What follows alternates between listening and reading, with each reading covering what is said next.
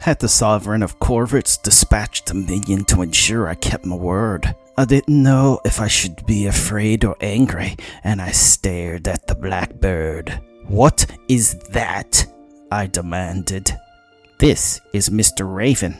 Alexarin reached up with her left hand, and when she tapped his feet with her fingers, he climbed onto the back of her hand. She carefully extended him towards me. "Please say hello to Akureyri." "Hello, Akureyri," he called and stretched out his wings and flapped them a few times, as if waving. I stepped backwards and glared at him suspiciously. Blackbirds were detestable creatures. They were noisy, dirty carrion eaters that would brazenly snatch food and objects from someone's hand unless driven away on sight, and I refused to touch him with a derisive sniff. But Alexarin was pleased to see him.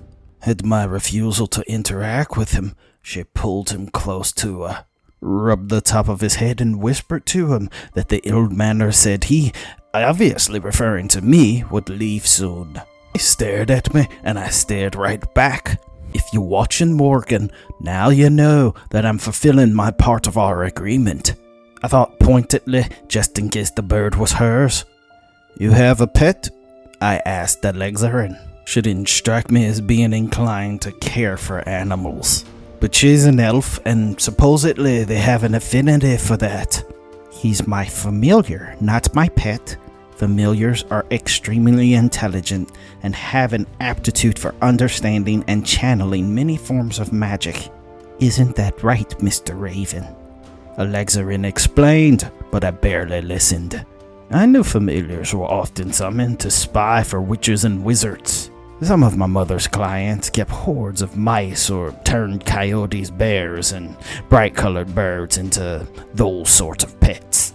"Yes, that's right," Mr. Raven replied and pushed its head against Alexarin's fingers and watched me, obviously ascertain to me that he was secure in the knowledge that his place in Alexarin's affections exceeded mine.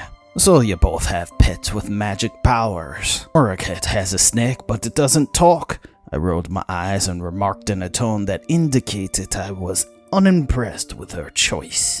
"Ravens can talk normally, snakes can't." Zanzibar. That was the name of my brother's pet snake that I had momentarily forgotten. Has a venomous bite. Mr. Raven does not. Alexarin informed me, oblivious or unaffected by my disdain. "How long have you had him?" I asked, suspicious that his origins made it a spy for the Morgan. "Since I first summoned a familiar." She smiled to let me know it was a deliberate evasion of the more detailed answer I hoped. "Why have I never seen him before?" Alexarin stroked him along his back a few more times before she set him onto her shoulder once more. "He often accompanies me to public gatherings, but I usually have him watch unobtrusively from a perch somewhere." "Nor have I seen him when I visit." "Of course you haven't, Akureyri. You detest me, so you would never visit me unless you want something.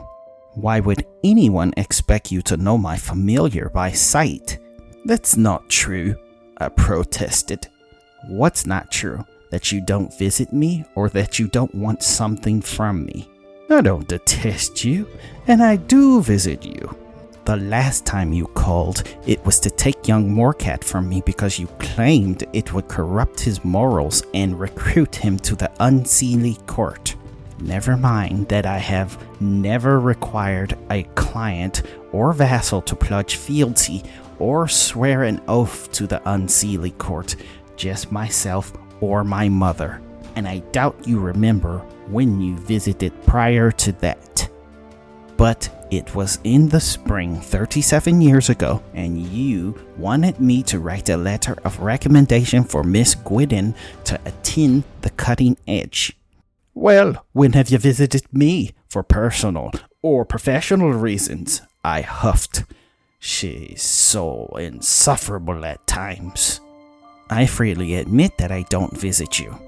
You have made snubbing and humiliating me at every public opportunity for my unseelie affiliation your personal guise for weird gathering, and have publicly decreed that unseelie are not permitted to traverse through Canticle Borough without emblem or banners. So that makes visiting you privately a non-starter. I smirked at her declaration. I knew my tactic to curtail unseelie skullduggery had been effective, and did derive some satisfaction from learning that I was capable of weaponizing weird against her in some social settings as well. But then came her real verbal strike. As to professional considerations, I am not a masochist, she said flatly. What's that supposed to mean? That was an odd remark from her. With my mother being the notable exception, you won't deal with unseelie if you have a choice. There is no reason to subject myself to your physical humiliation and verbal belittlement that will precede your summary refusal. Should I need or want the services or training advice of an expert warrior, I would consult Master Inif or Mistress Solajosh as my mentors from the cutting edge, or Lady Gamu as a fellow adventurer, or even Uncle Latour as my fairy godfather. The notion that she would seek out my father's advice wasn't a surprise, but the fact that she considered wizards and mortal creatures to be superior combatants to me was an insult. Akureyri stared at me with her signature expression of speechless, outraged shock at my unflattering explanation of why I don't interact with her. But not a word of it was untrue. Many Seelie Fae require potential petitioners to undergo a humiliating performance to entertain them before consideration, as a test of the level of seriousness or desperation of the one making the request. This is also precisely why mortals more often seek aid from unseelie instead. But I digress. I noticed she was staring at my familiar, so I gestured to Mr. Raven to signal he should watch from out of sight. He took flight to a perch on the second floor, no longer in my immediate line of sight, and I turned and waited for her to speak. Once he was gone, Akureyri's unease dissipated, and she continued. Will you check Selrich Valley and confirm why the area is dying? How do you know it's dying? Since our conversation was not concluded, I placed another few drops of wintergreen oil on my tongue to stymie any further headaches. I just told you that I witnessed some shadow elves performing a defilement ritual, Akureyri said through clenched teeth. How do you know the purpose of the ritual? You yourself have told me that my ability to identify a spell as it's being cast is a waste of time better spent developing riposte as a reflex. I have since revised my opinion on the usefulness of magic, you know that. And yet it doesn't change the fact that I don't consider you a reliable source for identifying complicated ritual magics by sight alone. Why would I lie? You don't lie overtly. You just purposely omit key details or pass off your personal speculation as fact until your speculation is proven incorrect. I know you think I'm stupid, but you know what? Sometimes my speculation, as you call it, turns out to be correct, Akureyri snapped. Oh, Akureyri, I know very well you're not stupid. You willfully choose to act unsophisticated because you are aware that most nobles will tolerate your boorish conduct out of the mistaken belief you're ignorant, and your rivals underestimate your intelligence. If it is in a subject matter you are well versed in, yes, your speculations are usually accurate, I concede. But if it's on a subject you know little or nothing about, not only are your speculations incorrect, but they tend to be bizarre or laughably outlandish. No, they're not, Akureyri began. If you'd just listen to me instead of just assuming you know everything all the time. Colonel Akureyri Belladonna Solomar of the Red Oak Garrison and prime scion of Lutier Hamari Solomar. I cut her off by invoking part of her true name and primary titles, but did not raise my voice. You have entered my domicile in order to request a favor without extending so much as a greeting. The fact that you use your military rank to sidestep courtly custom as a rule of your behavior instead of an exception is beneath one of your birth and standing and deliberate and open rejection of the precepts of hospitality. In light of that, as well as our prior and most recent encounters, I question the sincerity of your stated motives. You will ask for my assistance politely and under the terms of weird reciprocity, or you can leave and go bark your demands at whatever soldier had the misfortune being chosen to constitute your retinue waiting outside. But I'm not going to sully my threshold by tolerating behavior from you that undermines it. I stared at her, waiting, no daring her to challenge my admonishment, but she didn't. There was an uncomfortably long silence, but then she smiled slyly and bowed. As you wish, Alexarinanara Volharlin, the Rabbit Wolverine, heir to the Maelstrom and Witch Guardian of Space. I rolled my eyes at the nickname. Rabbit Wolverine was originally my mother's description of me during my temper tantrums when I was very young.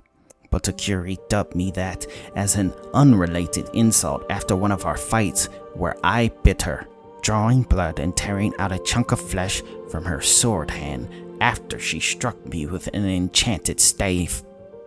Aunt Rowena was surprisingly nonchalant about me biting her, but asked that I think twice before invoking weird curses. But I didn't object to its addition, because Akureyri always hesitated before hitting Moracat in my presence or me ever since that incident. I derive weird from her fear whenever she acknowledges the name is mine. My thoughts delve to the darker corners of my imagination as I devise a few speculative hypotheses about how I would go about catching a unicorn. I had an idea put together in about a minute, and in another 2 minutes had another idea.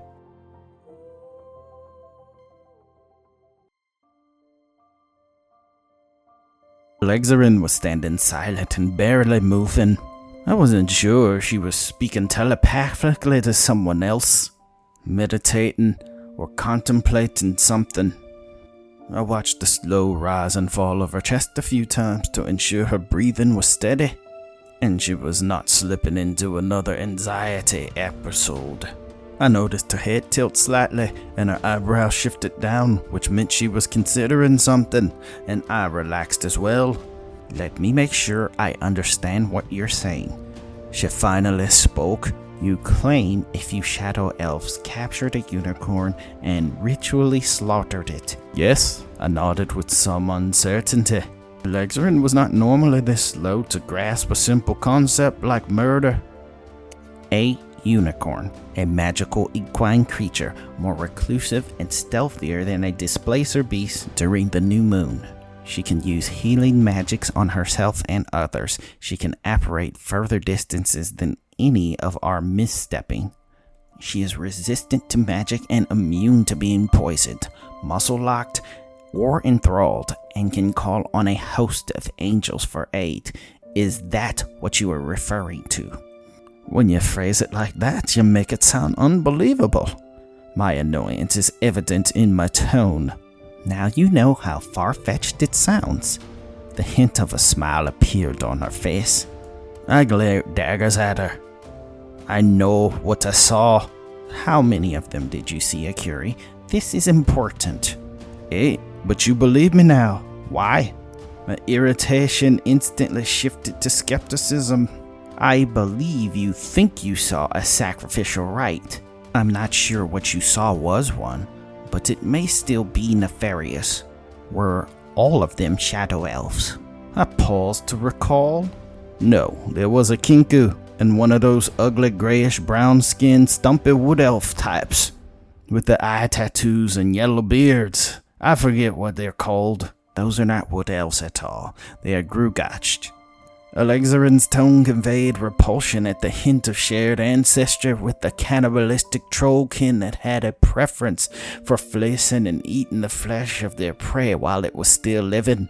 Yes, one of those vile things. I nodded agreeably. I killed him immediately because he was eating unicorn skin, or white horse flesh, and though I conceded her assertion that I might not have seen a slaughtered unicorn was valid, I noticed that she shuddered involuntarily at the thought of someone being so utterly depraved as to eat a unicorn. It sounds like a full coven. In either case, they have access to some moderately powerful spells and exceptionally rare or unusual magical devices. I was hoping you'd come to the same conclusion. I spoke. I know you studied weaving and leatherworking with my mother, and father taught you archery and fleecing and bowering. But did you ever complete any training in anything beyond apprentice? What do you think? She looked down at her clothing, and I paused for a moment before responding. Pleased that being able to state the truth would also be a verbal jab. I think Auntie Vo should have made you sit still and master a profession instead of letting you flit like a butterfly between crafts every year or two. I smirked. It was every 5 years, but I would have died of boredom if I hadn't. But what skills have you mastered? It was a serious question on my part.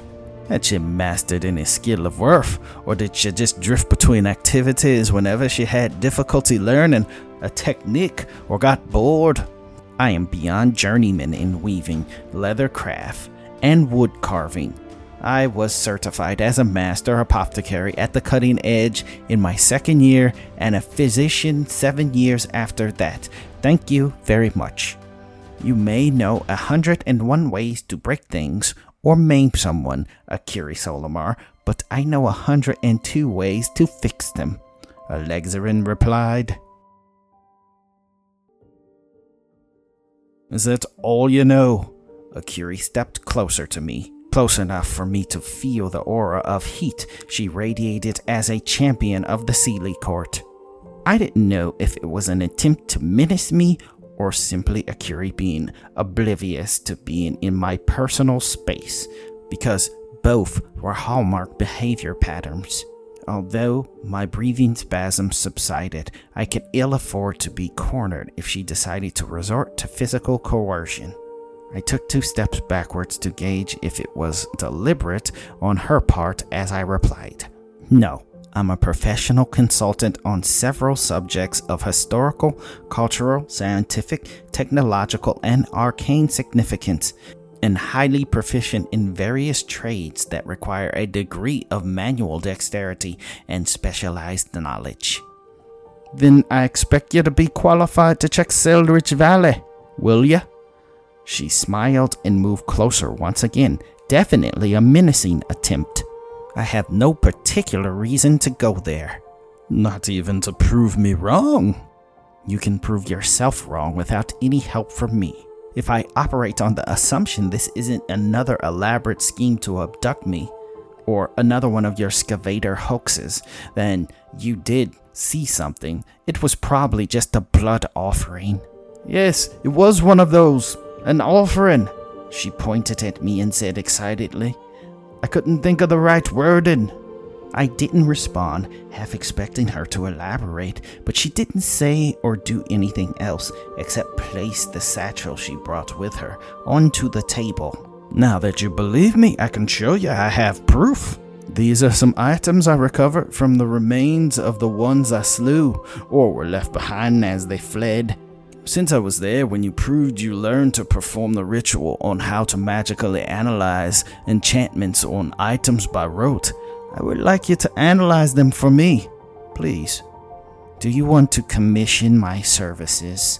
I asked, not particularly trying to keep the weariness from my tone. If so, I have a price list, or I can invoke a weird contract. I made my way over to the shelf of trinkets and papers on the other side of the room, grateful for the excuse to preemptively shut down her attempts to appeal to Fae Court loyalties and to put space between us as I went to retrieve my service ledger. "You have a price list," Akureyri scoffed. "I do," I replied cheerfully as I crossed the room. I wasn't just being polite when I said earlier that Zinni made himself useful as my assistant. He arranged and made a standardized list of financial transactions for various spellcasting and research, or crafting services based on the cost and the materials used and time required to complete the task in hourly increments.